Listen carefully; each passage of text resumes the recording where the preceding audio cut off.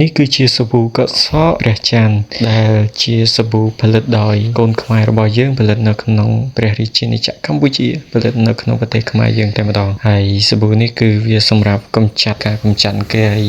ធ្វើឲ្យស្បែកក្បាលយើងរៀងស្រស់ស្រាយចឹងណាឥឡូវក្បាលខ្ញុំនេះគឺអង្គែច្រើនហើយចង់ដឹងថាចាំមើលពេលខ្ញុំកក់សាប៊ូនឹងហើយវាជាអង្គែឬមួយក៏អត់ចឹងនេះខ្ញុំទិញយកមកសាកដំបូងសាកលើកទី1ហើយបើសិនថា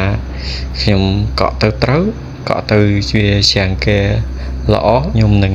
ផ្សព្វផ្សាយក៏ដូចជាយកមកលក់ចឹងណាហើយបើសិនពុកម៉ែបងប្អូនត្រូវការបាទ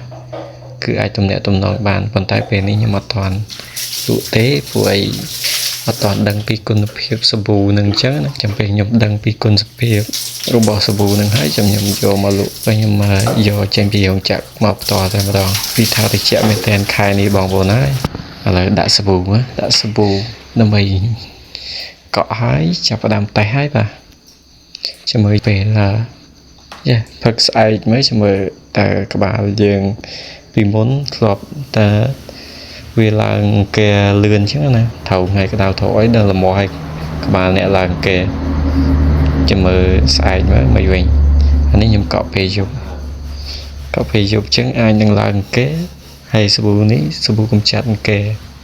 ចឹងចាំមើលតើមិនវិញខ្ញុំញីចុះញីឡើងចឹងណាញីឡើងបាយសុពុះពេញហ្នឹង